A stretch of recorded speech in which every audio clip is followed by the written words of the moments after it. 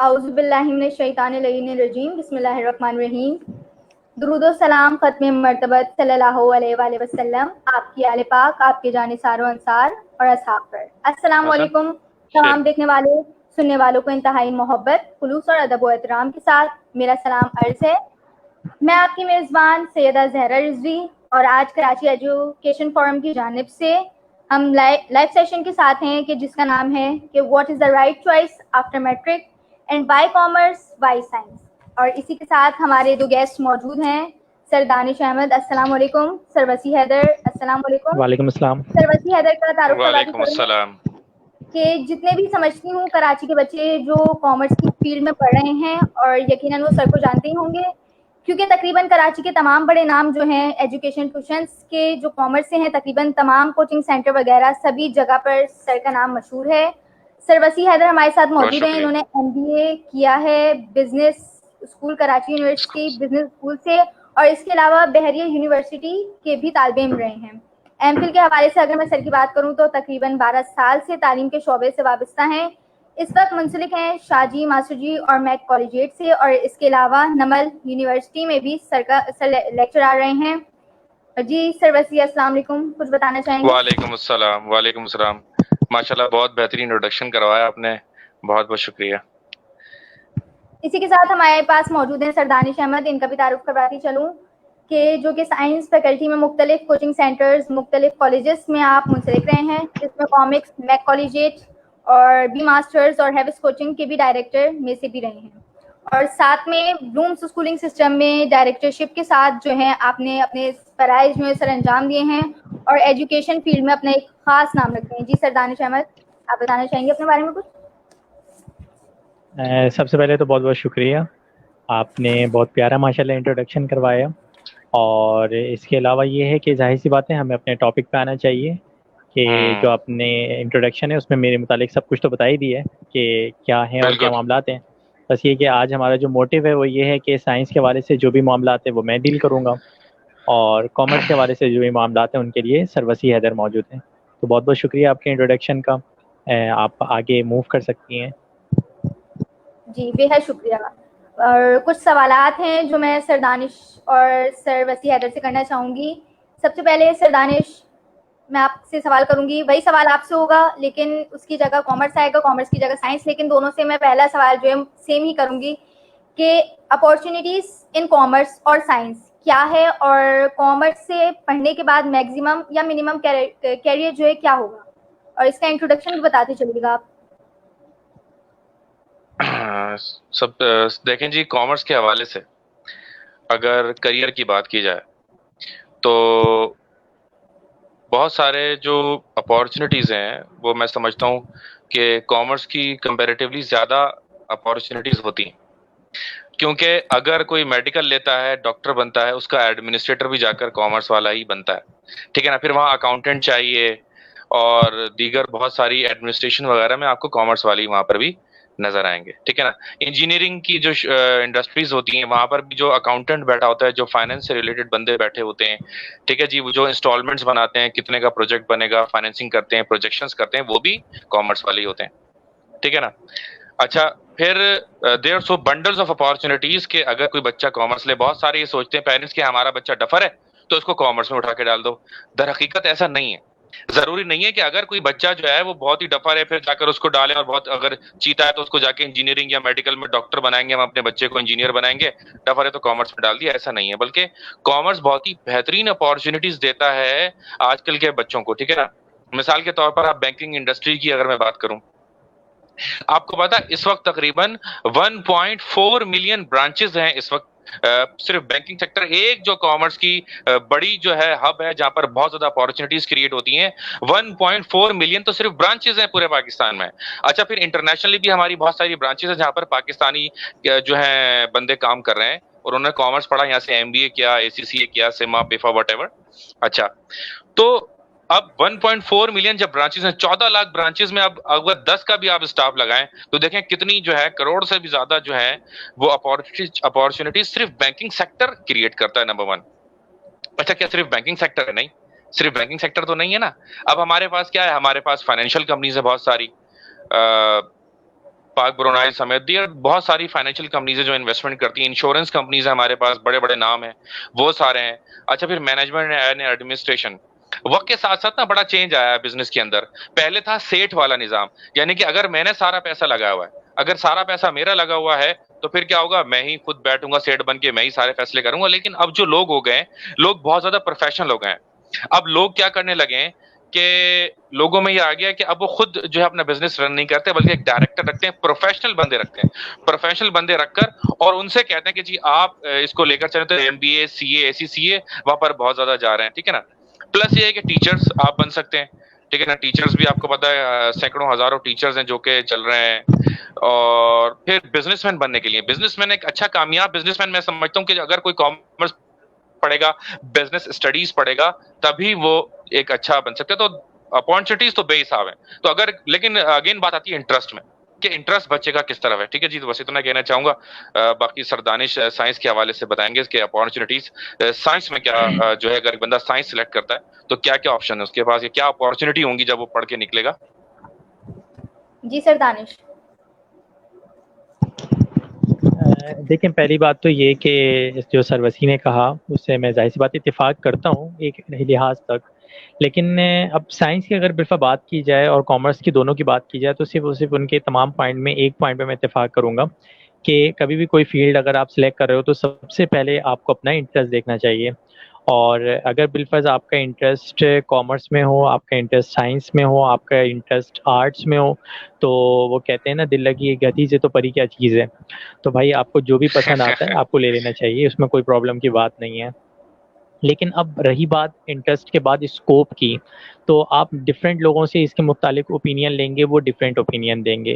जिसने साइंस में ज़्यादा तीर मार लिया है वो कहेगा साइंस बेस्ट है, जिसने कॉमर्स में तीर मार लिया है वो कहेगा कॉमर्स बेस्ट है। लेकिन साइंस, जब आप मैट्रिक क्लास के बाद मुझसे अगर कोई पूछता है कि सर ये बताएं कि साइंस और कॉमर्स, तो सबसे पहला तो जवाब यही होता है कि भाई देखिए अपना इंटरेस्ट देखें। वो कहता है नहीं जी इंटरेस्ट कुछ भी नहीं है सर, आप ये बताएं कॉमर्स की साइड पे जाना है या साइंस की साइड पे जाना है। कॉमर्स के लिए भी मैं एग्री हूँ और साइंस के लिए भी मैं एग्री हूँ। तो फिर मेरे हिसाब से उसके लिए बेस्ट अपॉर्चुनिटी साइंस होती है। उसका बेहतरीन और सबसे लॉजिकल जो मैं आपको एक पॉइंट दूंगा वो ये कि देखें, आप हमेशा किसी भी फील्ड में जब जाते हैं तो फील्ड को सिलेक्ट करने से पहले ये देखते हैं कि उसके आगे ऑप्शंस कितने बन रहे हैं, आपके पास उसका स्कोप कितना बन रहा है। और इस स्कोप की सबसे अवलीन वजह ये होती है कि आगे जाके आपके पास पाथ्स यानी रूट्स कितने निकल रहे हैं।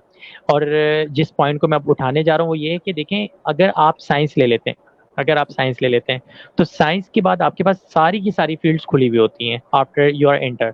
यानी जब आप first year second year clear करते हैं तो first year second year clear करने के बाद आपके पास सारी की सारी फील्ड्स के दरवाजे खुले हुए होते हैं। अगर आप चाहें तो कॉमर्स की साइड में मूव करना चाहें, कॉमर्स में मूव कर जाएं आने वाले दौर में after your first year and second year.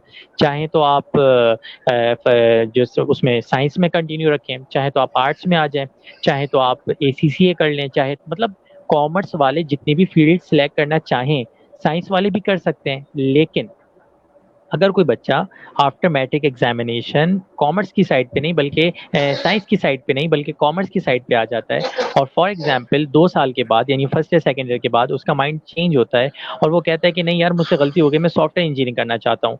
तो अगर साइंस का बच्चा 2 साल के बाद ये सोचता है कि जी मैं तो CCA करना चाहता हूँ, मैं तो BCom करना चाहता हूँ, मैं तो BBA करना चाहता हूँ, तो वो तो कर सकता है। लेकिन अगर बिलफर्ज कोई कॉमर्स का बच्चा सॉफ्टवेयर इंजीनियरिंग करना चाहता है 2 साल के बाद, तो वो किसी भी सूरत इंजीनियरिंग की किसी फील्ड में या मेडिकल की किसी फील्ड में नहीं जा सकता। तो हमेशा हमें वो बात, सबसे पहले तो इंटरेस्ट देखना चाहिए, जिसमें मैं वसी भाई से बिल्कुल इत्तेफाक करूंगा कि सबसे पहले आपको अपना इंटरेस्ट देखना चाहिए। इंटरेस्ट के बाद अगर स्कोप की बात करेंगे आप, तो स्कोप में आपको सबसे ज़्यादा स्कोप साइंस में इसी वजह से मिलेगा क्योंकि आफ्टर साइंस आपके पास सारे के सारे रूट्स खुले हुए होते हैं, सारे के सारे पाथ्स खुले हुए होते हैं, आप किसी भी फील्ड में जा सकते हो। तो यहाँ पे डिबेट मेरे अंदर से बहुत समअप हो जाती है कि साइंस और कॉमर्स में जो हमारी डिबेट है अभी कि साइंस और कॉमर्स के मामला कि साइंस और कॉमर्स में कौन सा बेस्ट है, तो उसमें मैंने क्लियर कर दिया कि साइंस के स्टूडेंट जब दिल चाहे कॉमर्स में जा सकता है, लेकिन कॉमर्स के स्टूडेंट मूव करके साइंस की तरफ नहीं आ सकता। तो इसको आगे कंटिन्यू आप करें, नेक्स्ट क्वेश्चन जब करेंगे तो मजीद इस पे डिबेट करेंगे। सही। अच्छा, बहुत ही बेहतरीन बताया सर आपने। ये मैट्रिक के बाद जो स्टूडेंट्स बहुत कंफ्यूज हो जाते हैं कि उनको क्या लेना चाहिए, इस पे बहुत कंफ्यूज हो जाते हैं। तो सर मैट्रिक के बाद अगर कॉमर्स लेते हैं या अगर साइंस लेते हैं, तो इंटर के बाद कौन-कौन से ऑप्शंस हमारे पास होंगे, ये बताना चाहेंगे आप? देखें, लेट सपोज उसने इंटर कॉमर्स किया है, ठीक है ना? हुँ, तो इंटर कॉमर्स किया है तो कुछ ऑप्शन ऐसे हैं जो शायद साइंस वाला नहीं ले सकता, ठीक है ना? लेकिन मेजॉरिटी यही है कि साइंस वाला वाकई में, जो दानिश भाई ने कहा बिल्कुल सही कहा, कि वो ले सकता है। मतलब बीकॉम सही। में भी एक साइंस वाले, इंजीनियरिंग वाले हम देखते हैं, बीकॉम जब हम पढ़ा रहे होते हैं तो बहुत सारे जो बच्चे होते हैं वो वहां से आ जाते हैं, ठीक है? अच्छा, तो सही। वैसे तो सबसे देखें, अब एक होती है डिग्री, एक सर्टिफिकेशन है। अब अगर डिग्री की तरफ जाएं, बीबीए है, बीपीए है, बीएस कॉमर्स है, बीएस स्टैट्स है, बीए मतलब बीएस आईआर है, मास कम्युनिकेशन है, इस तरह की बहुत सारी डिग्रीज जो है वो ले सकते हैं। ऑन द अदर साइड फिर सर्टिफिकेशन में आ जाए, सीए है, सिमा है, पिफा है, सीएमए है, तो सर्टिफिकेशन में सीए, सीसीए, ये तमाम चीजें भी कर सकते हैं। तो बहुत सारे ऑप्शंस होते हैं। अब ये डिपेंड करता है अगेन वही बच्चे के इंटरेस्ट पर भी, उसकी अवेलेबिलिटी पर भी। अच्छा, अगर उसके पास फाइनेंशियली कोई इश्यूज नहीं है, ठीक है ना, और टाइम भी वो बहुत ज्यादा दे सकता है, तो मैं समझता हूँ कि सीए, एसीसीए जो है इनकी बड़ी वर्थ है। अच्छा, पेमेंट अच्छी कर सकता है, तो हमारी जो बेहतर कुछ यूनिवर्सिटीज हैं, आईबी है, लम्स है, कराची यूनिवर्सिटी है, बहरिया है, जैबिस्ट है, अगर इनसे बीबीए वगैरह कर लिया जाए तो इससे भी बहुत अच्छा एक करियर ग्रोथ आपकी हो सकती है। जी सर, सर दानिश, आपसे भी यही सवाल है। मैट्रिक के बाद साइंस लेते हैं तो इंटर के बाद कौन से ऑप्शंस होंगे? अच्छा देखें, ये मैं आपका जो पहला वाला सवाल था उसमें मैं क्लियर कर चुका हूँ कि जब आप साइंस लेते हैं तो साइंस के बाद जैसे फर्स्ट या सेकेंड ईयर आपने कर लिया, तो फर्स्ट या सेकेंड ईयर के बाद एक साइंस का बच्चा किसी भी फील्ड में जा सकता है अगर उसने साइंस लिया है। लेकिन ये है कि फर्स्ट या सेकेंड ईयर में साइंस की 3 अलग अलग कैटेगरीज हैं। जैसे कॉमर्स है ना, तो कॉमर्स में कैटेगरीज नहीं है। कॉमर्स में सिर्फ और सिर्फ कॉमर्स है, और कॉमर्स के साथ भी कॉमर्स है। वो होता है ना कि मैं हूँ और मेरे साथ भी मैं हूँ। तो कॉमर्स का भी सीन यही वाला है कि कॉमर्स है और कॉमर्स के साथ भी कॉमर्स है। लेकिन अगर बिलफर्ज आपको आवाज आ रही है मेरी? जी जी, आवाज आ रही है। हाँ, तो अच्छा, ये बिल्कुल इसी तरीके से अगर बिलफर्ज आप साइंस की बात करते हो ना, तो साइंस में 3 कैटेगरीज आ जाती हैं। साइंस में एक आ जाता है प्री मेडिकल, एक आ जाता है प्री इंजीनियरिंग, एक आ जाता है कंप्यूटर साइंस। अब इन 3 में से कोई भी, मतलब फर्स्ट ईयर सेकेंड ईयर में कोई बच्चा साइंस नहीं लेता। साइंस की इन 3 कैटेगरीज में से कोई एक कैटेगरी सिलेक्ट करता है, या तो कॉमर्स में जाएगा, अब सॉरी, या तो कंप्यूटर साइंस में जाएगा, या तो मेडिकल में जाएगा, या तो इंजीनियरिंग में जाएगा। हुँ, तो यहाँ पे थोड़ी सी लिमिटेशंस आ जाती हैं। साइंस का बच्चा इन तीनों में से कोई सी भी फील्ड ले ले, वो कॉमर्स की, आर्ट्स की और साइंस की किसी भी फील्ड में जा सकता है। अब साइंस की फील्ड के अंदर कैटेगरीज आ जाती हैं। मिसाल के तौर पे एक बच्चे ने प्री मेडिकल ले ली, तो अब प्री मेडिकल वाला जो बच्चा होगा वो आगे जाके डी फार्मेसी कर सकता है, एमबीबीएस कर सकता है, बीडीएस कर सकता है, या मेडिकल की किसी भी फील्ड में जा सकता है, लेकिन वो इंजीनियरिंग की फील्ड में नहीं जा सकता। बिल्कुल इसी तरीके से एक बच्चा है जो कि प्री इंजीनियरिंग की फील्ड सिलेक्ट कर रहा है, तो प्री इंजीनियरिंग की फील्ड वाला बच्चा आगे निकल के वो एमबीबीएस नहीं कर सकता, बीडीएस नहीं कर सकता, डी फार्मेसी नहीं कर सकता, वो इंजीनियरिंग की फील्ड में जाएगा। अच्छा, इसी तरीके से कंप्यूटर साइंस की अगर भी बात करें, तो सबसे जो कम मतलब स्कोप बनता है वो कंप्यूटर साइंस का बनता है। उसकी वजह ये कि कंप्यूटर साइंस में आपके पास मेजॉरिटी जो इंजीनियरिंग के दरवाजे होते हैं वो बंद हो जाते हैं। उसमें आप सिर्फ और सिर्फ कंप्यूटर साइंस, आईटी, सॉफ्टवेयर, इन सब में मूव कर सकते हैं। तो साइंस के बाद आपके पास बेशुमार ऑप्शंस होते हैं। कॉमर्स के तमाम, यानी सर वैसे कॉमर्स में जो जो बताएंगे कि ये हो सकता है, ये कर सकते हैं, तो साइंस वाला बच्चा वो सब कर सकता है बआसानी। और बिल्कुल इसी तरीके से अगर बिलफज आप बात करते हैं साइंस की फील्ड्स की, तो बस ये होता है कि मेडिकल वाला इंजीनियरिंग की फील्ड नहीं ले सकता, इंजीनियरिंग वाला मेडिकल की फील्ड नहीं ले सकता।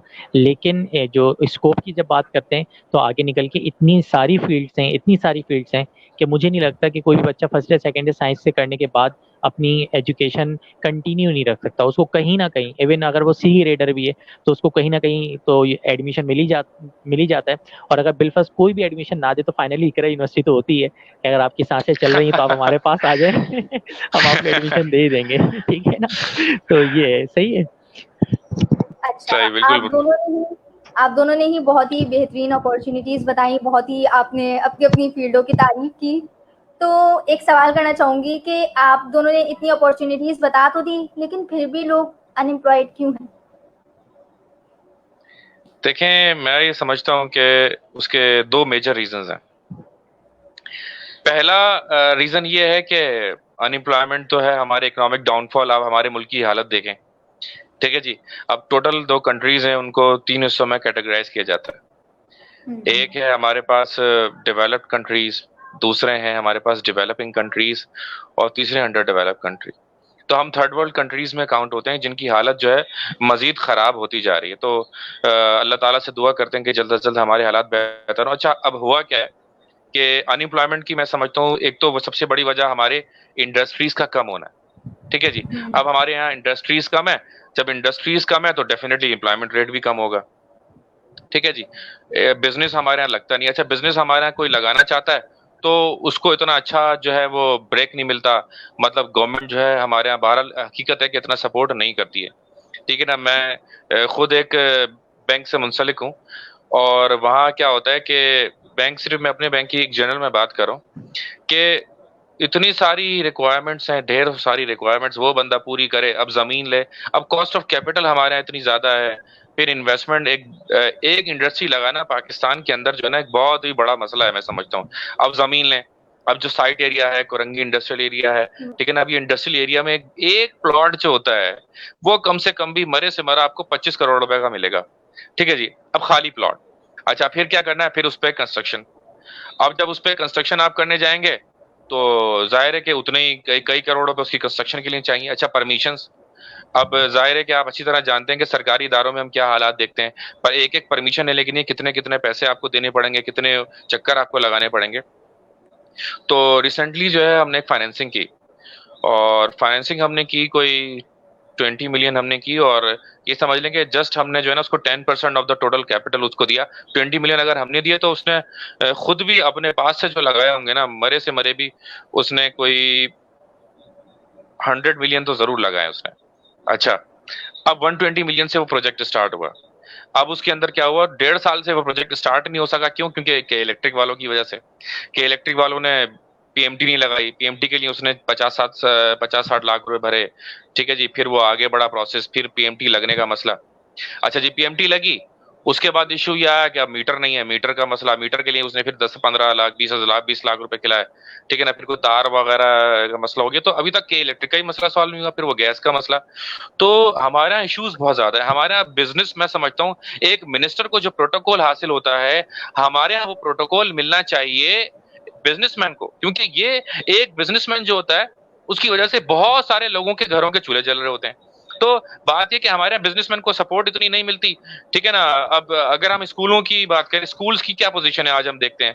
स्कूल्स के हालात ये हैं कि वो टीचर्स के लिए देने के लिए पैसे नहीं उनके पास, क्यों? क्योंकि वो फीसें ही रिकवर नहीं हो रही हैं। अब गवर्नमेंट क्या है, गवर्नमेंट ने बिल्कुल आंखें बंद करी हुई है स्कूलों की तरफ से कि भाई स्कूल्स की तो कोई मतलब कोई हैसियत ही नहीं उनकी नजर में, कि तालीम टीचर्स को क्या, टीचर्स माफिया की बातें कर रहे हैं, जबकि मैं समझता हूँ ऐसा बिल्कुल भी नहीं है। और अगर प्राइवेट स्कूल्स और प्राइवेट सिस्टम बंद कर देंगे क्या हो जाएगा? और भाई काउंटिंग ABC तक जो है ना बच्चे हमारे पढ़ना भूल जाएंगे।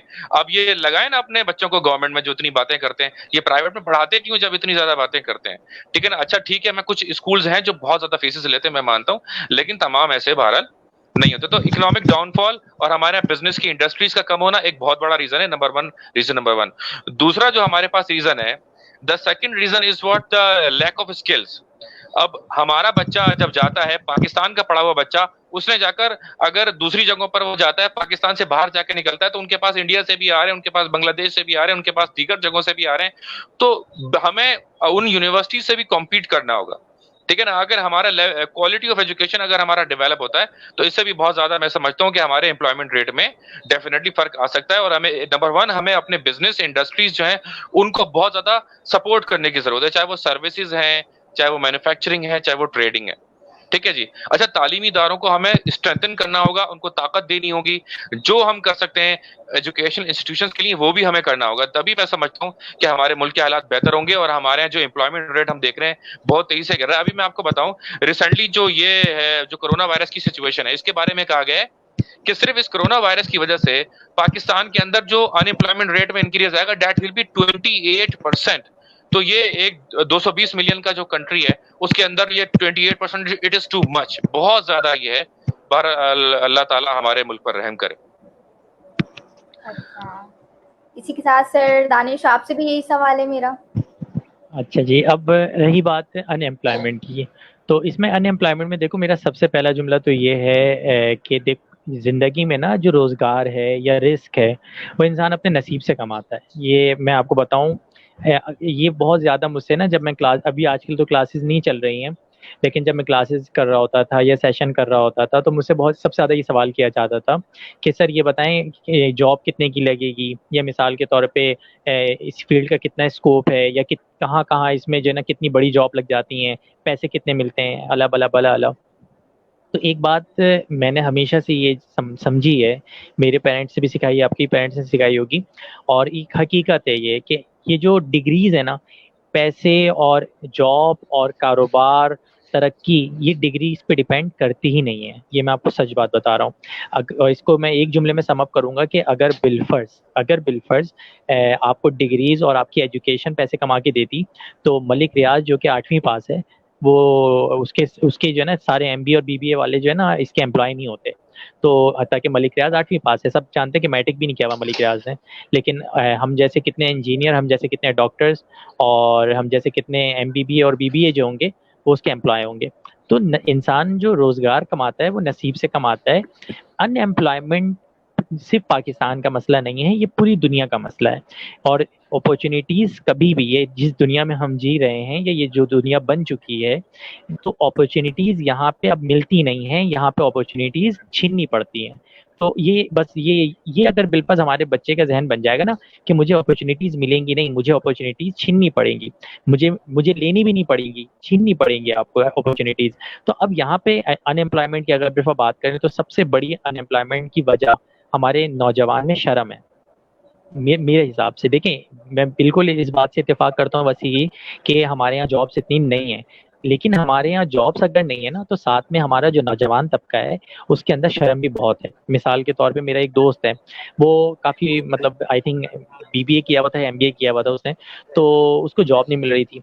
कई कई अरसे तक वो जब जॉबलेस रहा ना, तो फाइनली उसने बाइकें चलाना शुरू की है, जो बाइक चलाते हैं।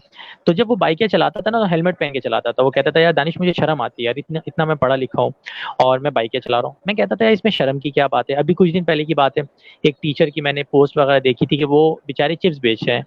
तो इसमें कोई शर्म की बात नहीं है। हम अच्छा, लोग उसको इस धड़ाधड़ ऐसे शेयर कर रहे थे कि जैसे उसने चिप्स नहीं बेची, कोई मतलब अपने गुर्दे वुर्दे निकाल के बेच दिए हैं। भाई उसने चिप्स बेचे हैं, तो इसमें कोई शर्म की बात नहीं है। अगर बिल्फाज मैं भी आलू की रेडी लगा रहा हूँ, मुझे यकीन माने अगर मैं आलू की रेडी पे मुझे कोई देखेगा, मुझे कोई शर्म महसूस नहीं होगी, क्योंकि आप हलाल कमा रहे हैं। तो अनएम्प्लॉयमेंट हमने खुद बनाई हुई है। कोई अनएम्प्लॉयमेंट जो है ना किसी ऐसे शख्स के लिए नहीं होती कि जो मेहनती बंदा हो। देखिए इस वक्त की सिचुएशन तो एंटायरली अलग है। अगर इस वक्त की सिचुएशन की बात की जाए तो इस वक्त तो पूरी दुनिया ही अनएम्प्लॉय हुई हुई है। इस वक्त पूरी दुनिया की एक अलग सिचुएशन हुई हुई है। लेकिन अगर नॉर्मल कंडीशन की बात करें तो मैं समझता हूँ कि कराची दुबई और सिंगापुर से कम नहीं है। कराची में बंदा जॉबलेस अपनी मर्जी से रह सकता है, वरना कराची में यकीन माने इतनी जॉब्स हैं अभी भी कि कोई बंदा अनएम्प्लॉय नहीं रह सकता। हाँ ये है कि हमारी जो सोच होती है उसके हिसाब से हमें जॉब नहीं मिल रही होती। हम चाह रहे होते हैं 50,000 की जॉब मिले, हमें 30,000 की जॉब मिल रही होती है। हम चाहते हैं 30,000 की जॉब मिले, हमें 25,000 या 20,000 की जॉब मिल रही होती है। लेकिन अगर एक ऐसा शख्स किसी भी जॉब के साथ या सैलरी के साथ इनिशिएटिव ले, तो अल्लाह ताला उसके रिस्क में बरकत दे सकता है। अब एक छोटा सा इसमें पॉइंट मैं और ऐड करूंगा कि कॉमर्स और साइंस में जॉब्स किस में ज़्यादा हैं। तो यही मैं आपको क्लियर कर दूं कि दोनों साइड्स पे जॉब्स हैं। इंसान को अपॉर्चुनिटीज़ अपने स्ट्रगल करके और अपने नसीब से बनानी होती है। और बाकी जो सबसे बड़ा अमल दखल होता है वो बंदे के नसीब का होता है, क्योंकि रिस्क जो है वो डिग्री से नहीं आता। रिस्क जो है और जॉब्स जो हैं और जो पैसा है वो क्वालिफिकेशन से नहीं आता, वो आपके नसीब से आता है। तो हम जो पढ़ते हैं, हम जो क्वालिफाइड होते हैं, वो अपनी पर्सनैलिटी के लिए होते हैं, वो अपने शऊर के लिए होते हैं, पैसे कमाने के लिए नहीं अच्छा होते। ये मेरी इसमें परसेप्शन है। सही। अच्छा सर, परसेंटेज का क्या रोल है? आपने आई थिंक इको ऑन कर दिया है, ऐसा लग रहा है मैं महफिल में बैठा हुआ हूँ। मुझे भी मतलब ऐसा फील हुआ कि मतलब वो, अभी बस क्या बोलूं, मैं समझ जाए आप लोग बस। मतलब वही बार बार जो ना वो इको। अच्छा, हाँ परसेंटेज का क्या रोल है, इन्होंने ये सर, सवाल किया मेरे ख्याल से। अच्छा, मेरे ख्याल से परसेंटेज आपकी जो है ना, आवाज डबल आ रही है।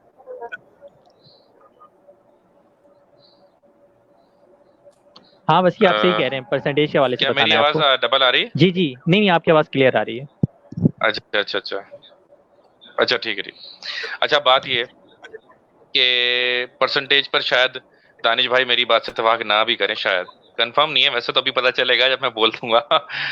तो बात ये है कि परसेंटेज कोशिश करनी चाहिए, अच्छी होनी चाहिए। It is not everything, but it is very important thing what I guess. And जब आपकी परसेंटेज अच्छी होती है, आप देखें ना जितने भी बड़े बड़े हमारे कॉलेज हैं, हमारे बड़े बड़े कॉलेजेस क्या कहते हैं, वो ये कहते हैं कि भाई अगर ये परसेंटेज होगी तो हमारे एडमिशन है, अगर नहीं होगी तो एडमिशन नहीं है। यानी कि अगर आपको एक अच्छी यूनिवर्सिटी में एडमिशन लेना है तो आपको ज्यादा अच्छी परसेंटेज लेकर आना ही होगी। अच्छा, इंजीनियरिंग और मेडिकल में, खैर मुझसे ज्यादा तो दानिश भाई जानते हैं इंजीनियरिंग और मेडिकल के बारे में। अब इसके बारे में ये भी कहते हैं बहुत सारे कि भाई इतनी परसेंटेज नहीं आया तो बेकार है, इतनी परसेंटेज नहीं आया तो बेकार है। अच्छा, हमारे कॉमर्स वालों का दिल बड़ा खुला होता है इस मामले में, आ जाओ जी, 40 है ना, आ जाओ, 45 है आ जाओ, 50 55 वॉट एवर, जस्ट कम इन, हमारे दरवाजे कॉमर्स वालों के खुले हुए, आ जाए जी। अच्छा, लेकिन जब आप जॉब करने जाते हैं, अब मैंने देखा कि एक बार मैं एमसीबी कॉलेज जो है शारा ईरान पर, वहां पर इंटरव्यूज चल रहे थे, तो मैं वहां बैठा हुआ था। तो वहां मैंने देखा कि अब वहां पर ऐलान हो रहा है कि जी फर्स्ट डिवीजन वालों को जी हम एलिजिबल हैं, सिर्फ फर्स्ट डिवीजन वालों का हम वैसे इंटरव्यू मैं लेंगे, बात काट रहा उन्हीं हूँ को हम जॉब तुम्हारी, देंगे। आवाज़ आ रही है मेरी? जी जी जी, आवाज हाँ आ रही है। जी जी, आ मैं रही है। वैसे ही तुम्हारी बात में ऐड कर रहा हूँ, एक और भी चीज़ कहो ना, सांस चल रही है आपकी, आ जाओ भाई आ जाओ, आप आ सकते हो, मसला नहीं है। कॉमर्स में चलें, ये भी मैं मान लेता हूँ, लेकिन आप देखें मैं क्या हुआ कि एमसीबी बैंक के जो है ना वो इंटरव्यूज चल रहे थे, मैं वहां बैठा हुआ था। अब वहां पर एक बंदा एचआर, पूरा शारा ईरान पर पूरा एचआर है, उनका हब है पूरा ना। अब वहां पर क्या हो रहा है, फर्स्ट डिवीजन वाले एलिजिबल हैं, सिर्फ फर्स्ट डिवीजन वालों को हम लेंगे, यानी कि सेकंड डिवीजन वाले कहाँ गए, उन्होंने उनको मतलब जो फर्स्ट डिवीजन वाला है हम उसको लेंगे। अब बहुत सारे एचआर मैनेजर से मेरी बात हुई, इंशाल्लाह कोई सेशन हुआ तो उनके साथ भी जरूर कुछ एचआर मैनेजर को हम लेंगे। तो वो क्या कहते हैं कि भाई हम ये देखते हैं, हम जब अच्छी परसेंटेज हम उसकी सीवी में देखते हैं कि उसने अच्छा ए ग्रेड लिया हुआ, A1 लिया हुआ है, हमारा ये अजम्पशन है कि जब इसने अपनी स्टडीज में मेहनत की है तो यकीनन जब ये हमारे इदारे में आएगा तो हमारे इदारे में भी इतनी मेहनत करेगा। आ रही है बात समझ में? जब वो हमारे इदारे में आ जाएगा तो हमारे इदारे में भी आकर इतनी मेहनत करेगा, तो हमें उसको ज्यादा सपोर्ट करना चाहिए। तो परसेंटेज का बिल्कुल किरदार है, मैं समझता हूँ।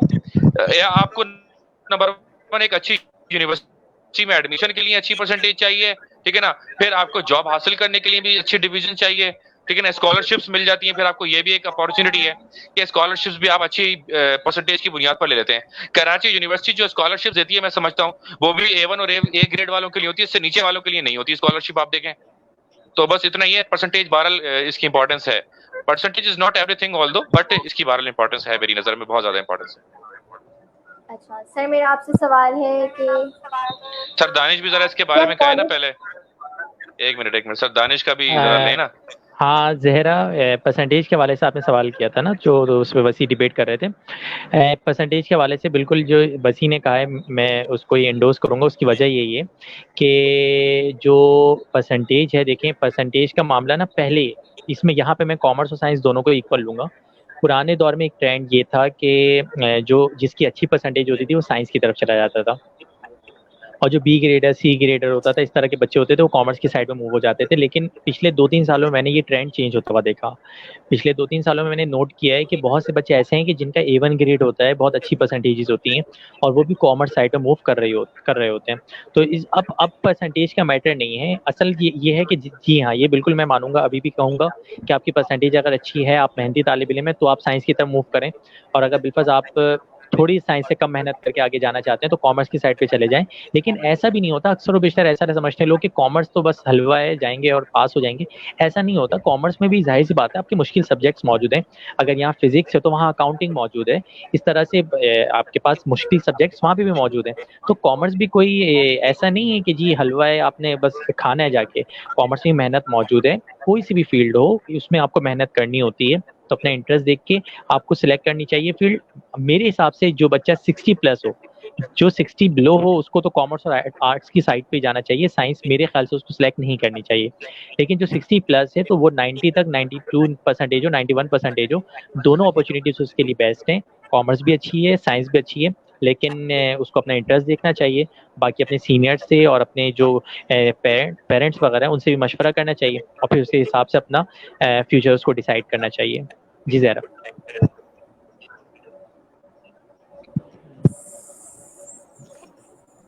हेलो। जी जी ज़हरा, आवाज़ आ रही है आपकी। हेलो, क्या मेरी आवाज आ रही?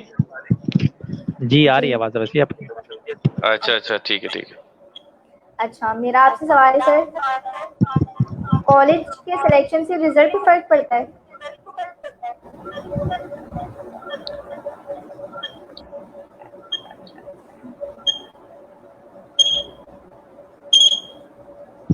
आपको ज़हरा मेरी आपकी आवाज आ रही आवाज़ है? आई आई नहीं है सही।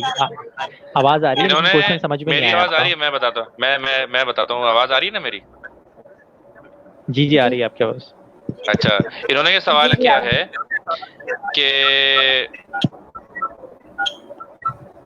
कॉलेज अगर हम अच्छा सिलेक्ट करें तो क्या उससे रिजल्ट पे फर्क पड़ेगा? जी जी जी, अच्छा यही कॉलेज, सवाल है। ये ये बड़ा इंटरेस्टिंग क्वेश्चन है कि कॉलेज अगर अच्छा सिलेक्ट करें तो उससे परसेंटेज पे फर्क पड़ेगा या नहीं पड़ेगा। तो देखो, कॉलेज अच्छा हो या बुरा हो, परसेंटेज जो है ना, जो मतलब पेपर जो देता है ना, वो कॉलेज जाके नहीं देता, पेपर बच्चा जाके देता है। ये जरा ना ये पॉइंट समझने की जरूरत है कि जो पेपर देता है वो कॉलेज नहीं देता, ना कॉलेज के टीचर जाके देते हैं, पेपर बच्चा दे रहा होता है। तो कॉलेज का मेरे हिसाब से परसेंटेज पे कोई फर्क नहीं होता, स्पेशली अगर गवर्नमेंट कॉलेज हो। हाँ ये है कि मुख्तलिफ कॉलेजेस की पढ़ाई मुख्तलिफ होती है, तो उससे इम्पैक्ट बिल्कुल पड़ सकता है, लेकिन ये पता नहीं अलग कहाँ से उठा के लेके आते हैं बच्चे कि यार ये वाला कॉलेज ब्लैक लिस्टेड है, ये वाला कॉलेज तो वाइट लिस्टेड है, ये वाला जो है गोल्डन लिस्टेड होगा, कि ये वाला डायमंड लिस्टेड होगा, कि यहाँ का बच्चा तो भाई A1 ग्रेड आएगा आएगा। अबे यार वो अब एक बच्चा है, वो मिसाल के तौर पे डीजे साइंस कॉलेज का भले से या आदम जी का हो, वो कुछ पेपर में लिखे कि नहीं आए, तो क्या यार मतलब उसके आदम जी को देख के उसको A1 ग्रेड दे देंगे, उसके आदम डीजे को देख के उसको A1 ग्रेड दे देंगे? और मिसाल के तौर पे कोई बच्चा है और वो किसी खराब कॉलेज में, मतलब कोई ऐसा बैकवर्ड एरिया है वहाँ के कॉलेज से बच्चा है और वो पूरा पेपर प्रॉपर अंदाज में लिख के आ रहा है, तो उसको फेल कर देंगे क्या कि यार ये छोटे एरिया के कॉलेज से है? तो ऐसा कुछ नहीं होता, कॉलेज का कोई इम्पैक्ट नहीं होता, बच्चे पे डिपेंड करता है। हाँ अच्छे कॉलेजेस का रिजल्ट इस वजह से अच्छा आता है क्योंकि जो बड़े कॉलेजेस हैं उनमें जाति पढ़ने वाले बच्चे हैं। अब डीजे साइंस कॉलेज में वो बच्चे जाते हैं जिनकी 85% है, जिनकी 89% है, तो सिंपल सी बात है यार, जब 85-89% वाले बच्चे जाएंगे तो उनका रिजल्ट भी अच्छा ही आएगा, अंडरस्टूड है। लेकिन इसके बरक्स अगर बिलफज आप बात करेंगे कि सुरजानी डिग्री कॉलेज है या न्यू कराची डिग्री कॉलेज है, वहाँ पे बच्चा जा रहा है 40% वाला, 3-3 सप्लियों वाला, तो सिंपल सी बात है वहाँ का रिजल्ट खराब भी होगा। लेकिन कॉलेज का किसी बच्चे के रिजल्ट से कोई फर्क नहीं पड़ता, जैसा बच्चा पेपर देगा, जैसी बच्चा मेहनत करेगा उसके हिसाब से उसका रिजल्ट होगा, कॉलेज के हिसाब से कभी भी रिजल्ट नहीं होता। जी वसी। अच्छा, वैसे a man is known by his company, यानी कि अगर अच्छे बच्चों में एक बच्चा पढ़ता है तो, और मतलब अपने ही लेवल के, जैसे उसके अगर A1 ग्रेड आया है और उसकी अगर अच्छी परसेंटेज थी और वो वहीं पर पढ़ता है, ठीक है जी, और अगर वो गलत बच्चों में चला जाता है, गलत माहौल में चला जाता है, तो मैं समझता हूँ इसका भी तो इम्पैक्ट होगा ना। तो अच्छे कॉलेज में जो एडमिशन है उसका लेने का फायदा मैं समझता हूँ ये है, इन द सेंस कि वो एक अच्छे ग्रुप में बैठेगा, वो और ज्यादा मोटिवेट होगा, वो देखेगा कि यार ये भी पढ़ रहा है, मेरे लेफ्ट वाला भी बच्चा बहुत पढ़ रहा है, मेरे राइट वाला बच्चा भी बहुत पढ़ रहा है, जब सारे बच्चे इतना पढ़ रहे हैं तो मुझे भी उसी हिसाब से पढ़ना चाहिए। तो मैं समझता हूँ इसका भी बड़ा इम्पैक्ट होता है हाँ नहीं नहीं वसी, मैं यहाँ पे ना, कॉलेज का। हाँ वसी मैं बिल्कुल, ये जो आपकी बात है ना इससे तो मैं इत्तेफाक करता हूँ, लेकिन मैंने जो बात की है ना वो कॉलेज के ब्लैक लिस्टेड वगैरह के वाले से की, कि बहुत से बच्चे ये समझते हैं कि हम किसी और कॉलेज में जाएंगे तो वहाँ से हमारे रिजल्ट पे फर्क पड़ेगा, तो उसको मैंने क्लियर किया है कि हाँ रिजल्ट पे कोई फर्क नहीं पड़ता। हाँ बिल्कुल रही बात तुम्हारी जो ये वाली बात है कि भाई माहौल का तो फर्क पड़ता है, आप जैसों में उठोगे बैठोगे, आप गुलाब की पत्तियों की दुकान पे काम करते हो, भले से खुशबू ना लगाओ तो भी आपके जिस्म से खुशबू आना शुरू हो जाएगी। तो अच्छे बच्चों में उठेंगे बैठेंगे, हम थे ना छोटे जब थे तो अम्मी हमारी कहा करती थी बेटा जाके पहली डेस्क पे बैठना, पहली रो में बैठना, क्यों बैठने के लिए कहती थी, उसकी वजह यही कि पहली जो सीट्स हैं वहाँ पे अच्छे बच्चे बैठे हैं। तो बिल्कुल सही है, मैं इस बात को इंडोर्स करता हूँ आपकी कि हमें जो है अच्छे कॉलेज में जाना चाहिए, लेकिन कॉलेज का रिजल्ट पे इम्पैक्ट सिर्फ एनवायरनमेंट की वजह से पड़ता है बच्चे के, लेकिन अगर कोई बच्चा किसी छोटे कॉलेज में भी बैठ के अच्छा पेपर देगा तो उसका रिजल्ट अच्छा ही आएगा। जी जहरा, आप आगे क्वेश्चन बढ़ाएं।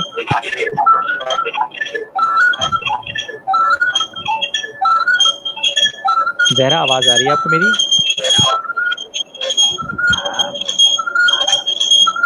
सर बहुत ही बेहतरीन आपने बच्चों को समझाया। मेरा आखिरी सवाल है आपसे कि सर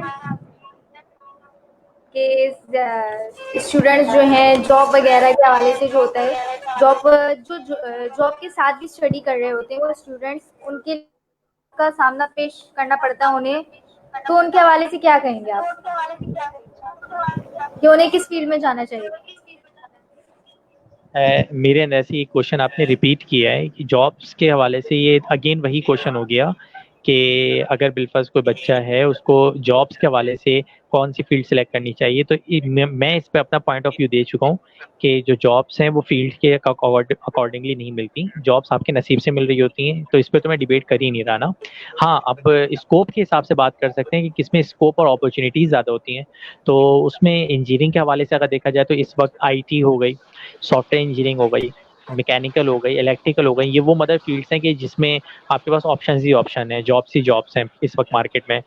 कुछ फील्ड ऐसी हैं इंजीनियरिंग की जहाँ पे आपको जॉब्स कम मिल रही हैं, लेकिन और कॉमर्स में भी अगर देखा जाए तो कॉमर्स में भी बेशुमार स्कोप मौजूद है। सरवसी आई थिंक ऑफलाइन हुए में बल्कि आ गए, तो कॉमर्स के हवाले से इस सवाल का जवाब सरवसी देंगे। लेकिन साइंस के हवाले से मैं यही समझता हूँ कि जॉब्स बहुत है मार्केट में, अगर बिलफर्ज कोई बंदा टैलेंटेड है और स्ट्रगल वाकई में करने वाला है तो उसको कोई प्रॉब्लम होती नहीं है, जॉब्स मिल जाती हैं बिल्कुल। जी बस। जी सवाल क्या था आपका? असल में थोड़ा नेट का इशू हो गया था। यार जहरा, आप सवाल रिपीट कर दें। जी सर, मेरा एक और आप सरवसी आपसे सवाल है, गवर्नमेंट यूनिवर्सिटी या कॉलेज के सर्टिफिकेट की ज्यादा वैल्यू है या प्राइवेट की? मैं आपको सवाल रिपीट करूं? जी जी मैं समझ गया। अच्छा, गवर्नमेंट यूनिवर्सिटी की वैल्यू ज्यादा है या प्राइवेट यूनिवर्सिटी की? देखें, गवर्नमेंट की जो यूनिवर्सिटीज हैं उन तमाम की वैल्यू तो सबकी वैल्यू है, ठीक है ना, सबकी इक्वल वैल्यू है। लेकिन जहां तक प्राइवेट यूनिवर्सिटीज हैं, प्राइवेट यूनिवर्सिटीज की कुछ ऐसी यूनिवर्सिटी जिनकी गवर्नमेंट से भी ज्यादा वैल्यू है मैं समझता हूँ, और बहुत सारी ऐसी भी है जिनकी कोई वैल्यू नहीं। जैसा कि अभी इन्होंने कहा कि जिसकी सांस चल रही है उसको इकरा यूनिवर्सिटी ले लेती है, जी आ जाओ बिस्मिल्लाह। अच्छा, तो डिपेंड करता है कि आप किस यूनिवर्सिटी में जा रहे हैं। मिसाल के तौर पर IBA है, लम्स है, NED है या कराची यूनिवर्सिटी है, they are the good ever universities. इनकी तो कोई बात ही अलग है ना, मतलब यूनिवर्सिटीज की। अब जो कहना, अब नाम नहीं लेना चाहिए, कुछ ऐसी छोटी छोटी यूनिवर्सिटीज हैं जो लोगों के करियर को तबाह कर रही हैं मैं समझता हूँ। तो जब आप किसी यूनिवर्सिटी में एडमिशन लें तो बहुत ज्यादा देख कर लें, ये देखें कि कोई ऐसी यूनिवर्सिटी तो नहीं है कि आने वाले बिल्कुल एक बंद गली में आपको धकेल दे कि अब हम देखते हैं कि भाई MBA क्या है और चाय पराठा लगाए में। और भाई कहाँ से MBA कर लिया, ये चाय पराठा क्यों लगाने की नौबत आ गई? आप में भी तो कोई कमी होगी या आपने पता नहीं क्या कहाँ से कर लिया ऐसा MBA। तो बहरहाल ये गवर्नमेंट और प्राइवेट तो नहीं, लेकिन बहरहाल यूनिवर्सिटी टू यूनिवर्सिटी उनकी डिग्रीज में डिफरेंस होता है। सही। अच्छा जहरा, मैं कहूँगा, लेकिन मैं जहरा इसमें साथ में आपके ना एक और क्वेश्चन भी ऐड करूँगा, क्योंकि ये जो हमारा सेशन हो रहा है ये मैट्रिक वालों के अकॉर्डिंगली हो रहा है। तो मेरे ख्याल से इस सवाल में हमें थोड़ा सा एक ये ऐड कर देना चाहिए कि हम प्राइवेट और गवर्नमेंट कॉलेज में इस वक्त बच्चे के लिए क्या ज़्यादा बेहतर है। यूनिवर्सिटी का ऑप्शन तो हमारे पास फर्स्ट ईयर सेकेंड ईयर के बाद आएगा ना, जब बच्चा फर्स्ट ईयर सेकेंड ईयर कर लेगा, फर्स्ट ईयर सेकेंड ईयर कर लेगा, उसके बाद उसको कौन सी यूनिवर्सिटी में जाना चाहिए। वो एक बिल्कुल ये वाला सवाल वैलिड है, लेकिन इस वक्त अगर बिल्कुल एक मैट्रिक का बच्चा देख रहा है तो उस मैट्रिक के बच्चे को वो ये सोच रहा होगा कि यार मेरे पास कॉलेज में से कौन सा बेस्ट ऑप्शन है। और मेरे पास लास्ट में 3 से 4 कॉल्स इस हवाले से आई, जो पेरेंट्स से उन्होंने पूछा मुझसे कि हम अपनी बेटी को गवर्नमेंट कॉलेज में नहीं प्राइवेट कॉलेज में करवाना चाहते हैं, तो सर आप बताएं कि प्राइवेट कॉलेज ज़्यादा बेहतरीन है या गवर्नमेंट कॉलेज ज़्यादा बेहतरीन है। तो मैं अभी पहले अपना क्वेश्चन खुद बना रहा हूँ कि प्राइवेट और गवर्नमेंट कॉलेज में से बच्चे के पास ज़्यादा बेहतर कौन सा कॉलेज होता है, प्राइवेट या फिर गवर्नमेंट, और फिर इसका मैं अब जवाब दे रहा हूँ। मेरे मेरे हिसाब से, और मैं वसी से भी कहूँगा कि इस हवाले से थोड़ा सा जवाब दें अपने पॉइंट ऑफ व्यू के हिसाब से। जी जी, जरूर जरूर। मेरे हिसाब से बच्चे के लिए बेस्ट ऑप्शन जो होता है वो गवर्नमेंट कॉलेज का होता है। यानी अगर बिलफर्ज मेरा कोई सगा भाई हो या मेरे कोई अपना रिलेटिव हो, मुझसे पूछे कि गवर्नमेंट कॉलेज में जाएं या प्राइवेट कॉलेज में जाएं, तो हमारे यहाँ प्राइवेट कॉलेज सिर्फ स्टैंडर्ड के थ्रू जाते हैं। एक फैमिली होती है, खास किस्म की फैमिलीज हैं कि हमारा भाई बच्चा तो बहरिया में पढ़ता है, हमारा बच्चा एनसीआर में पढ़ता है, कॉमिक्स में पढ़ता है। हत्ता कि इनके अंदर क्या होता है ये मैं भी जानता हूँ, और जब वो बच्चा जाता है तो उसको भी पता चल जाता है कि ये भाई गवर्नमेंट कॉलेज में पढ़ते हो या प्राइवेट कॉलेज में पढ़ते हो, पढ़ना तुमने शाम में कोचिंग में ही है। बच्चे ने आना, मैं तो कोचिंग में भी पढ़ाता हूँ, मैं कॉलेज में भी पढ़ाता हूँ, लेकिन बच्चा शाम में कोचिंग में आ रहा होता है। आप मुझे दिखा दें कि कितने प्राइवेट कॉलेज के बच्चे ऐसे हैं जो शाम में किसी ट्यूटर से या कोचिंग में नहीं पढ़ते। तो मेजॉरिटी 85 to 90% बच्चे ऐसे होते हैं कि जो मुख्तलिफ किस्म के कोचिंग्स में या ट्यूटर से पढ़ रहे होते हैं। तो आप अपने वालदेन के पैसे को क्यों ज़ाया कर रहे हो? आप सिंपल सी बात है, गवर्नमेंट कॉलेज में एडमिशन लो, गवर्नमेंट कॉलेज में पढ़ो, और साथ में शाम में किसी अच्छे ट्यूटर के जरिए या किसी अच्छे कोचिंग के जरिए अपनी पढ़ाई को कंटिन्यू रखो। और अगर आप प्राइवेट कॉलेज लेने पे ही बसे दो, तो फिर प्राइवेट कॉलेज लेने के बाद मेरे ख्याल से आपको ऐसा प्राइवेट कॉलेज सिलेक्ट करना चाहिए कि जिसके बाद फिर आपको शाम में कोचिंग की ज़रूरत ना पड़े। ना। और मुझे ऐसा कोई कॉलेज पूरे कराची में नज़र नहीं आता कि जिसमें पढ़ने के बाद बच्चा शाम में ट्यूटर या कोचिंग के लिए सर्च ना कर रहा हो।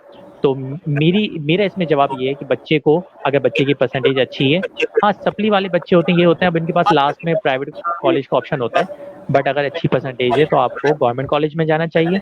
और गवर्नमेंट कॉलेज के साथ आपको शाम में वही पैसे जो आपने प्राइवेट कॉलेज से बचाए हैं वो पैसे आपको शाम में खर्च कर देने चाहिए। लेकिन आपको प्राइवेट कॉलेज में मुझे नहीं लगता कि कोई बहुत एक्स्ट्रॉर्डनरी परसेंटेजेस आती हैं। मैंने प्राइवेट कॉलेज में जाने के बाद बच्चों की परसेंटेज गिरते हुए देखी है, कोई बहुत ऊपर जाते हुए नहीं देखी है। और इसके मैं लास्ट पॉइंट में इसी पे बात इख्तिताम करूंगा कि अगर बिकॉज आप फर्स्ट या सेकेंड ईयर के पोजीशंस के ऊपर आए ना, तो फर्स्ट ईयर सेकेंड ईयर की ज़्यादातर जो पोजीशंस होती हैं वो गवर्नमेंट कॉलेजेस की होती हैं, प्राइवेट कॉलेजेस की नहीं होती। बस ये आप इस बात को मेरे से थोड़ा सा आगे बढ़ा दें। जी।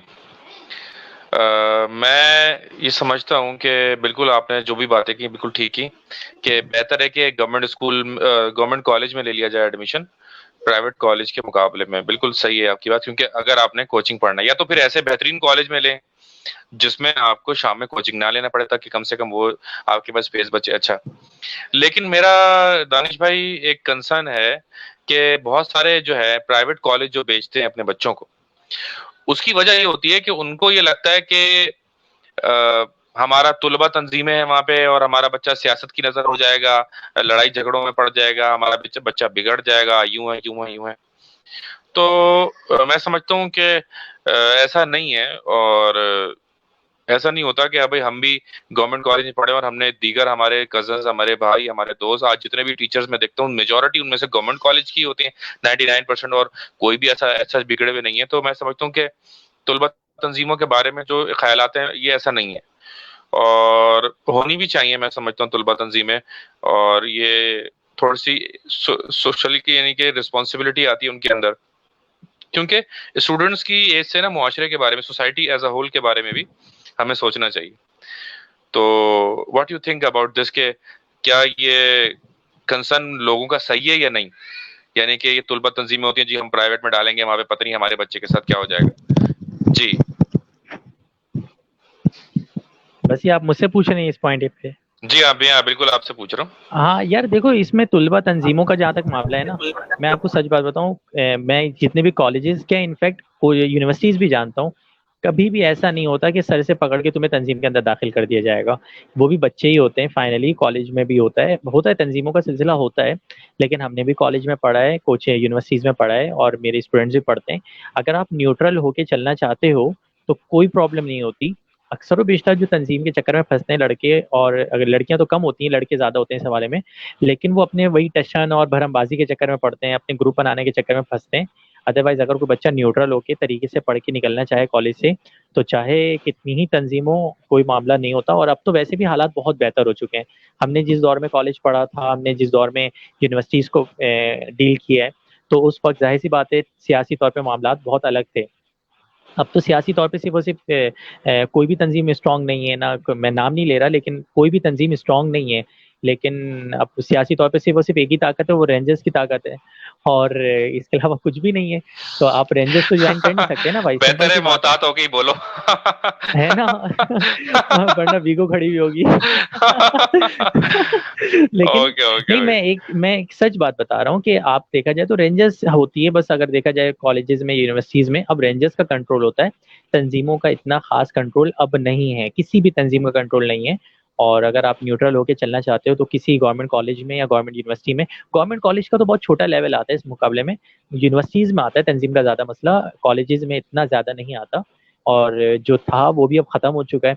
अब सारे के सारे जो लड़के होते हैं वो बेचारे खुद ही अपने न्यूट्रल वे में चलते हैं। तो मुझे नहीं लगता कि कोई इतना तंजीमी तौर पे मसला आ सकता है। अगर कोई बच्चा न्यूट्रल वे में पढ़ना चाहता है, न्यूट्रल वे में आगे बढ़ना चाहता है, तो किसी भी लिहाज से उसको कोई प्रॉब्लम नहीं होगी। जी जहरा। सही सही।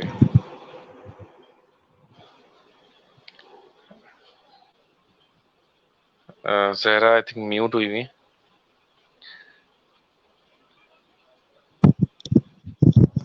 इसी के साथ हम हमारे एक जो है उन्होंने सवाल पूछा था, सर इंटरमीडिएट के पेपर्स कब से होंगे? आवाज आ रही है? कमेंट्स में देखें हाँ कोई हाँ, सवाल। आवाज। हाँ, अब हाँ, वो इंटरमीडिएट सवाल के पेपर इसी कब से से किया है होंगे बस यार, उन्होंने मतलब सवाल कि देखो यार। इंटरमीडिएट का। लोगों का सवाल है, उसका जवाब देना तो फर्ज है सर, बता दें कब से होंगे। अच्छा, और एक साथ में सवाल ये भी और बड़ा बता दिएगा इंटरेस्टिंग है। बीकॉम, साथ में ये भी बता दिएगा बीकॉम का रिजल्ट कब आएगा? जी जी। अच्छा, एक सवाल और भी बड़ा इंटरेस्टिंग है, ये बीबीए और बीकॉम में क्या फर्क है, ये एक सवाल आया है, बड़ा अच्छा सवाल है, मैं समझता हूँ इसका मैं जवाब देना चाहूंगा। जी सर दें। अच्छा जी, तो इसका जवाब ये है, देखें, बीबीए होता है 4 साल का, ठीक है जी, और बीकॉम होता है 2 साल का। तो BCom is half of BBA. BBA है 4 साल का और बीकॉम है 2 साल का, ठीक है जी। अब बीबीए में क्या होता है कि हर सेमेस्टर में आप जो है 6-6 सब्जेक्ट्स पढ़ते हैं, और 2 साल के अंदर आप कोई 24 सब्जेक्ट्स पढ़ने होते हैं आपको। जबकि बीकॉम में क्या होता है कि पहले साल आपने 7 सब्जेक्ट और दूसरे साल 8 और दूसरा 15 सब्जेक्ट्स आपने पढ़ने होते हैं। तो डेफिनेटली बहुत फर्क है, बेहतर जो है वो बीबीए है। अच्छा, बीकॉम भी हल्का नहीं है, बीकॉम में भी जो ये सब्जेक्ट 5-15 के बराबर होते हैं। जब आप बीकॉम 2 साल का कर लेते हैं तो आप बीबीए के बीबीए के 5वें सेमेस्टर में जाके आप दोबारा एडमिशन ले सकते हैं, ये भी बीबीए के हवाले से पॉसिबल है। अच्छा, कोई और सवाल किसी का अगर है तो हम वो भी देख लेते हैं, जब तक आप कोई सर सवाल करना मेरा सवाल चाहें है, जहरा। जी जी। मेरा अपना पर्सनल सवाल है जी जी। सर, वसी हैदर से। जी जी। सर बीकॉम में पेपर्स क्यों रोकते हैं? ज्यादातर बीकॉम में पेपर्स, मेजॉरिटी मैंने देखा है कि काफी पेपर रुक जाते, इतने अच्छे सर से पढ़ने के बाद भी पेपर्स रोक दिए जाते हैं, क्यों, वजह? देखें भाई, जितना गुड़ डालोगे उतना मीठा होगा, उसी तरह जितनी मेहनत करोगे उतने नंबर आएंगे। तो इसमें कोई शक नहीं है, मैं समझता हूँ बीकॉम में जाहिर है कि जितना आप आगे बढ़ते जाएंगे आपका जो कसौटी उतनी ज्यादा सख्त होती जाएगी, उतनी ज्यादा मुश्किलें जो है वो बढ़ती जाएंगी और उतनी ज्यादा मेहनत की जरूरत होगी, ठीक है ना। अच्छा, रिजल्ट तो मैं समझता हूँ सर दानिश इसके बारे में बताएंगे कि जो इंजीनियरिंग और मेडिकल का रिजल्ट होता है वो भी कोई इतना ज्यादा बेहतर तो नहीं आता होगा, क्या ख्याल है सर? जी बिल्कुल ऐसे ही है। और कॉमर्स का जो रिजल्ट होता है, जैसे कॉमर्स का रिजल्ट मेरे ख्याल से, मुझे नहीं पता कि इसका रेशो क्या होता है कॉमर्स के रिजल्ट का, लेकिन अगर आप इंजीनियरिंग मेडिकल वगैरह की बात करें तो यही होता है, 31% रिजल्ट आता है, 33% रिजल्ट आता है। तो वो जो 31-33% रिजल्ट होता है तो वो कोई खास रिजल्ट नहीं है, इसका मतलब कराची के 70% बच्चे अपना पेपर रुकवा बैठते हैं, तो रिजल्ट को इतना खास नहीं आता। और लेकिन जो देखो, जो पढ़ने वाले बच्चे होते हैं वो पास हो जाते हैं। जुल्म भी होता है, ऐसा नहीं है कि हमारे हमारे यहाँ ये इस बात से इनकार नहीं है, वसी के जो है ना, हमारा जो चेकिंग सिस्टम है वो सही नहीं है, हमारे यहाँ जुल्म होता है। और बच्चों के बहुत सारा ऐसे मामला होते हैं कि पढ़ने वाले, मिसाल के तौर पे एक बच्ची है, अब उसकी 90% मैट्रिक में थी, तो ऐसा तो पॉसिबल नहीं है ना कि उसकी 3 सप्लियाँ लग जाएं फर्स्ट ईयर में। सही लेकिन ऐसे बात है। केसेस मैंने देखे हैं कि एक बच्चा है, अब उसके जो है फर्स्ट ईयर सेकेंड ईयर में सप्लियाँ लगी हुई हैं और उसकी 90% थी, बाद में उसकी रीचेकिंग हुई तो कुछ और रिजल्ट आया, पेपर भी आगे पीछे होते हैं, फिर बोर्ड में करप्शन भी माशाल्लाह के इतने करते हैं, मामलात हैं इस तरह के। लेकिन ये ऐसा नहीं होता कि टोटल पूरा का पूरा आवा बिगड़ा हुआ है, बस जैसा आप पेपर देंगे वैसा आपका रिजल्ट आएगा। तो अगर आप मेहनत करेंगे तो मेहनत का रिजल्ट आपको मिलता है, ऐसा नहीं है। वो अगर बिल्कुल मेहनत करने से रिजल्ट आता ही नहीं है तो ये जो इतने सारे A1 ग्रेडर्स आ जाते हैं कराची में, या A ग्रेडर आ जाते हैं, तो वो कैसे आ जाते हैं? वो भी तो जाहिर सी बात है पढ़ के ही आते हैं ना। तो केसेस होते हैं, जुल्म के केसेस भी हैं, ज्यादती के मामलात हैं इस हवाले से, लेकिन ऐसा नहीं है कि पूरा का पूरा आवा बिगड़ा हुआ है, बच्चों के अच्छे रिजल्ट्स भी आते हैं। अच्छा सर दानिश, मेरा एक सवाल है आपसे, क्योंकि एक बच्चे ने कमेंट किया, बेसिकली वो मेरा सवाल है। तो बच्चे ने ये कहा कि भाई ऐसा र्यूमर्स हैं कि ऑनलाइन टेस्ट होंगे एडमिशन, जो बीकेट एमकेट ईकेट आप पढ़ाते हैं, तो यार क्या इसके मैं ऑनलाइन टेस्ट होंगे, क्या होगा इसका? इस हवाले से देखो, मेरा जो ओपिनियन है ना, जो मेरी इन्फॉर्मेशन है, मैंने इससे पहले पेपर के हवाले से भी अपना ओपिनियन जब दिया था तो काफ़ी मजाक उड़ाया था सबने कि पेपर ऐसा हो नहीं सकता कि कैंसिल हो जाए। मैंने कह दिया था कि पेपर कैंसिल हो जाएंगे, और मैंने इसी वजह से अपनी क्लासेस ऑनलाइन स्टार्ट नहीं की थी। मुझसे बहुत प्रेशर आया था मुझ पर कि सर ऑनलाइन क्लासेस स्टार्ट कर दें। फिर मैंने वीडियो भी बना के डाली थी कि यार मैं ऑनलाइन स्टार्ट कर दूंगा, लेकिन फिर मैंने मना कर दिया था क्योंकि पेपर नहीं होने वाले। और इस दफ़ा जो हालात नज़र आ रहे हैं मुझे, और जो मेरा मेरा तजुर्बा है वो ये है कि यूनिवर्सिटीज़ में टेस्ट ऑनलाइन तो बहुत दूर की बात, होंगे ही नहीं। इस दफ़ा मेडिकल वगैरह के टेस्ट नहीं होंगे। इस दफ़ा तमाम के तमाम, जी हाँ, आप इसको देख लीजिएगा आने वाले दौर में, ये एनटीएस क्लियर कर देगा कि टेस्ट इस बार नहीं लिए जाएंगे। तो टेस्ट इस बार होंगे नहीं। इस दफ़ा सारे के सारे यूनिवर्सिटीज़ के एडमिशन फर्स्ट ईयर की परसेंटेज के बिहाफ पे दिए जाएंगे। ये मेरा एक पॉइंट ओ ऑफ व्यू है भाई, जो आने वाले दौर में साबित होगा। तो यार ये क्या होगा जो एप्टीट्यूड टेस्ट की तैयारियां हो रही हैं, एमकेट हाँ, ईकेट वीकेट, ये ये सब है का ना, क्या होगा? ये यार देखो, ये जो बच्चे तैयारी कर रहे हैं ना, इसमें ये है कि देखो एनईडी तो मेरे अंदर से टेस्ट लेगी, सही है। तो जो तैयारी कर रहे हैं वो रिस्क पे कर रहे हैं, क्योंकि देखिए हमारे मसला ये, हमारी एजुकेशन के साथ ना विवाहों वाला सलूक किया जाता है। तो हमारे जो मिनिस्टर्स हैं, उनका सीन ये है कि वो कोई पॉलिसी देते ही नहीं है। अब ये भी हो सकता है ना, देखो ये तो मेरी अनाउंसमेंट नहीं है, मेरी परसेप्शन है। फर्क होता है अनाउंसमेंट और परसेप्शन में। बस मैं एक मेरे मेरे एक पॉइंट ऑफ व्यू है कि हो सकता है कि टेस्ट ना हो। अब जैसे सईद गनी साहब है, उन्होंने एंड के लम्हों में आके सबको पास किया, बल्कि एंड में भी कितनी कितनी क्यूरियोसिटी पैदा की, नहीं सप्ली वालों को ये होगा, वफाक की हम नहीं मानेंगे, बिल पेश करेंगे। तो ये ना वाजे कोई पॉइंट देते नहीं है। अभी बता दें तो बच्चों की फीसें बच जाएंगी, लेकिन वो ये ना ये बता रहे हैं कि लाइक पेपर होंगे, टेस्ट होंगे या नहीं होंगे। ना वो ये बता रहे हैं कि टेस्ट हम कंफर्म, मतलब कुछ कंफर्म कर देना तो बच्चों की पैसे की बचत हो जाए। ये भी तो हो सकता है ना कि यूनिवर्सिटी टेस्ट ले लें, तो उस वक्त बच्चे कहाँ जाएंगे तैयारी करने के लिए। लेकिन ये मेरा पॉइंट ऑफ व्यू है कि इस दफ़ा टेस्ट नहीं होंगे, इस दफ़ा सारे टेस्ट खत्म हो जाएंगे, फर्स्ट ईयर की बिहाफ पे एडमिशन होंगे। रही बात ऑनलाइन टेस्ट की, तो ऑनलाइन टेस्ट मुझे एक बात बताएं ना, कैसे ले सकते हैं आप ऑनलाइन टेस्ट में क्या कर सकते हैं यार? बच्चा तो बुक लेके बैठा हुआ है अपने घर में, क्या कर सकते हैं? आप रोक सकते हैं? बच्चा हो सकता है बराबर में टीचर को लेके बैठा हो, तो वो ऑनलाइन टेस्ट मेरी समझ से बाहर है कि कैसे हो सकता है। पेपर्स हो सकते हैं यूनिवर्सिटीज के आगे बढ़ाने के लिए, रस्म पूरी करने के लिए, assignment based paper, online paper, MCQs based paper. लेकिन यूनिवर्सिटीज के एडमिशन के लिए कोई ऑनलाइन टेस्ट वगैरह इस तरह का नहीं होगा। अगर हुआ तो यूनिवर्सिटी बुला के होगा, वरना टेस्ट कैंसिल कर दिए जाएंगे। इस दफ़ा के 90% यूनिवर्सिटीज़ जो हैं अपना टेस्ट कैंसिल कर देंगी। तो जो आपका सवाल था उस पर मैं अपना जवाब दे चुका हूँ। सही सही सही। सर रुमैसा मोइन का सवाल है कि यूनिवर्सिटी में एडमिशन फर्स्ट ईयर के बेस पर दिया जाएगा या फिर 9 और 10 की तरह एवरेज निकाला जाएगा, 11-12 का भी, और इस प्रोसेस को थोड़ा समझा दें, क्योंकि कुछ जो स्टूडेंट हैं जिस परसेंटेज जैसे जिनकी लो है, यूनिवर्सिटी में एडमिशन लेना चाहते हैं, तो कैसे होगा एडमिशन? रुमैसा मोइन का सवाल है। बस ही मैं जवाब दे दूँ इसका? जी जी, आप ही जवाब दें प्लीज। यार देखें, इसका जो सवाल इन्होंने किया है कि यूनिवर्सिटी का एडमिशन क्या होगा, तो इस दफ़ा हर यूनिवर्सिटी की अलग पॉलिसी होगी। ये तो क्लियर है कि सेकंड ईयर का इसमें कोई इम्पैक्ट नहीं होगा। सेकंड ईयर में तो जो फर्स्ट ईयर की परसेंटेज थी उसी परसेंटेज पे आप सेकंड ईयर में पास हो गए ना। लेकिन जो यूनिवर्सिटीज़ का एडमिशन होगा उसमें कुछ यूनिवर्सिटीज़ ऐसी होंगी कि जो जैसे एनएडी है, अब एनएडी टेस्ट ले रही है, तो उस पर तो उन्होंने टेस्ट प्लस फर्स्ट ईयर की परसेंटेज। बाकी बहुत सी यूनिवर्सिटीज़ ऐसी होंगी जो मैट्रिक की परसेंटेज प्लस फर्स्ट ईयर की परसेंटेज को इस तरह से मिला के देंगी। तो हर यूनिवर्सिटी की अलग अलग पॉलिसीज़ होंगी, और जब उनका यूनिवर्सिटी का एडमिशन अनाउंस होगा तो उसके साथ ही उनकी पॉलिसी भी अनाउंस होगी। तो कोई एक जवाब ऐसा नहीं दिया जा सकता कि जिसके बिहाफ पे ये कहते हैं कि भाई ये पॉलिसी होगी और इसी पॉलिसी के ऊपर एडमिशन होंगे। हाँ, एक बात क्लियर कर सकते हैं, और वो ये कि फर्स्ट ईयर का इम्पैक्ट सबसे ज़्यादा होगा। जो आपकी फर्स्ट ईयर की परसेंटेज थी, उस फर्स्ट ईयर की परसेंटेज के बिहाफ पे ही एडमिशन होगा फाइनली। अब उसमें थोड़ा थोड़ा परसेंटेज वो मैट्रिक का डाल देंगे, शायद थोड़ा परसेंटेज वो इंटरव्यू का डाल दें, शायद थोड़ा सा परसेंटेज वो आपके टेस्ट का डाल दें, इस तरह से कुछ भी डाल सकते हैं। लेकिन बुनियादी तौर पे जो सबसे ज़्यादा इम्पैक्टफुल चीज़ होगी वो आपकी फर्स्ट ईयर की परसेंटेज होगी। तो जो फर्स्ट ईयर की परसेंटेज है उसके अकॉर्डिंगली आपका इस दफ़ा यूनिवर्सिटी का एडमिशन होगा। सही सही सही। सर आप कुछ और बताना चाहेंगे, स्टूडेंट्स की नॉलेज में कुछ जानना चाहेंगे? मैं ये कुछ कहना चाहूंगा वो ये कि देखें, there is no substitute of hard working and smart working. बच्चों को ये चाहिए कि भरपूर जो है ना दिल लगाकर और मेहनत से पढ़ें, क्योंकि ये this is the prime time. हमारे उस्ताद ने एक बात कही थी, मैं यहाँ शेयर कर रहा हूँ। उन्होंने कहा था कि अगर आप अपनी जिंदगी के पहले 25 साल में मेहनत कर लो, अगर आप अपनी जिंदगी के पहले 25 साल में मेहनत कर लो, तो जो आखिरी की बाकी की जो जिंदगी आपकी बहुत सुकून में गुजरेगी। और अगर पहले 25 साल में आपने मेहनत नहीं करी तो सारी जिंदगी एड़ियां रगड़ते हुए गुजर जाएगी।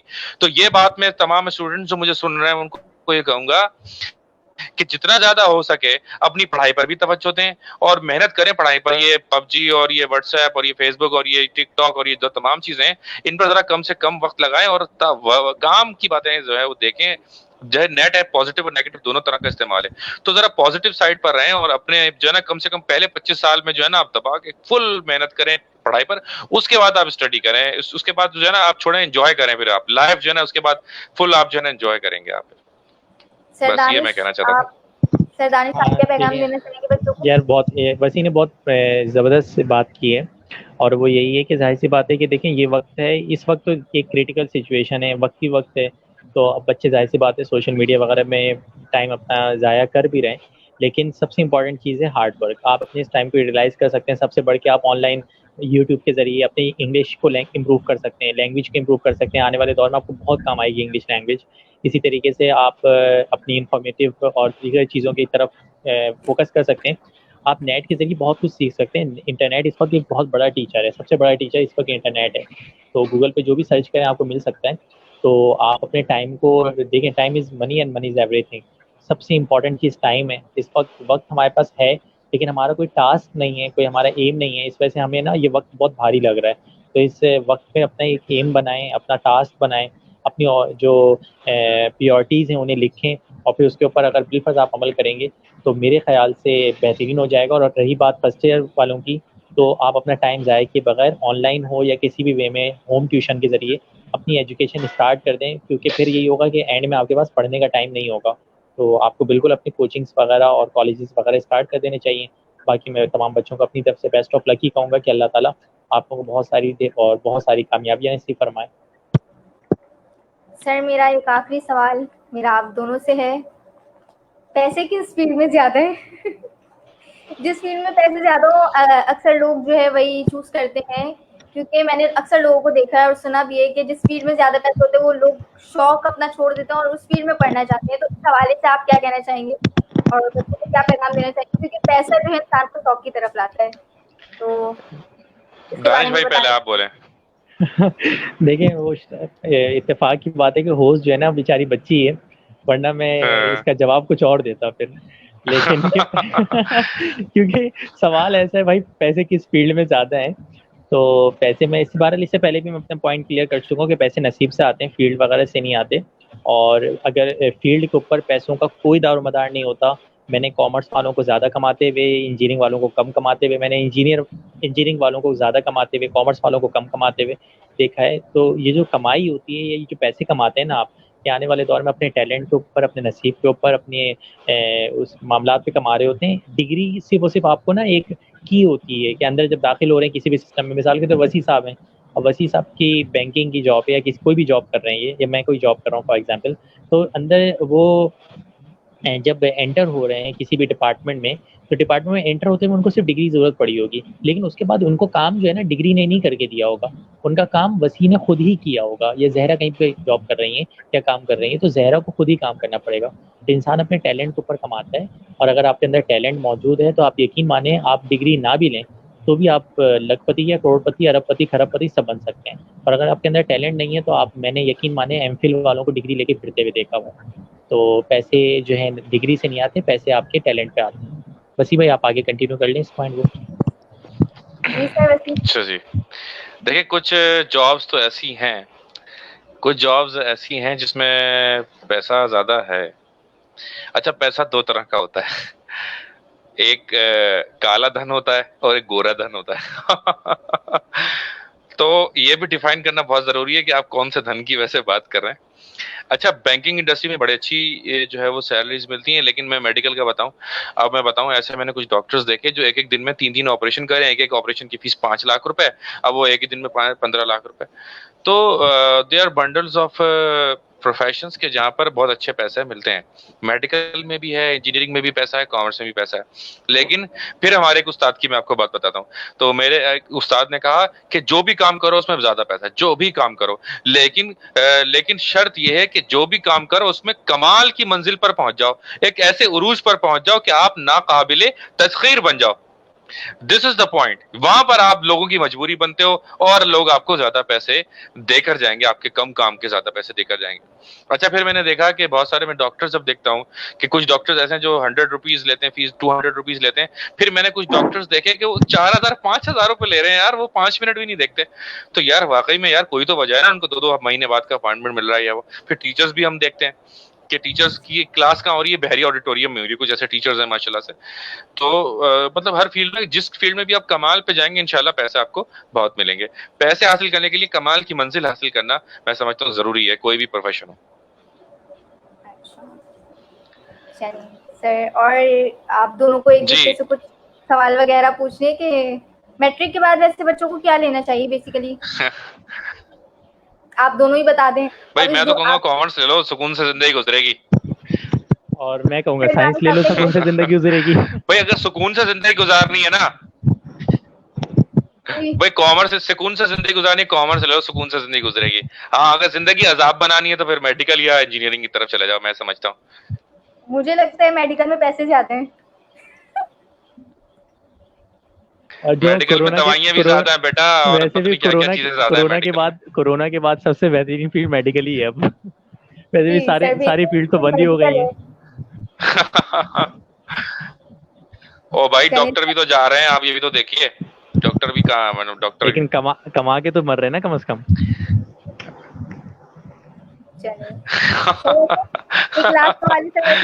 बहरहाल बड़ा मुझे मजा आया आज आप लोगों के साथ, बड़ा मैंने एंजॉय किया आज का। सर वसी हैदर, मेरा आपसे सवाल है, बीकॉम का रिजल्ट कब तक आएगा?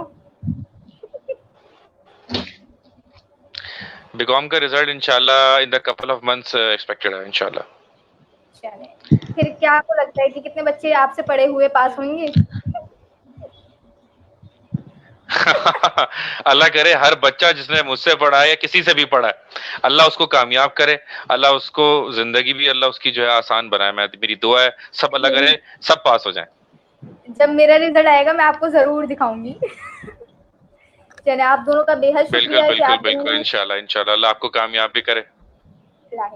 आप दोनों का बेहद शुक्रिया, आप दोनों ने हमें ज्वाइन किया, अपने कीमती वक्त में से हमें वक्त दिया। अब मैं इजाजत चाहूंगी और देखने वालों को भी कहूंगी कि अब इस सेशन का जो इख्तिताम करूं। आप दोनों का बेहद शुक्रिया कि आपने हमें वक्त दिया। इजाजत चाहूंगी। खुदा हाफिज। अल्लाह हाफिज। चलें जी, अल्लाह हाफिज।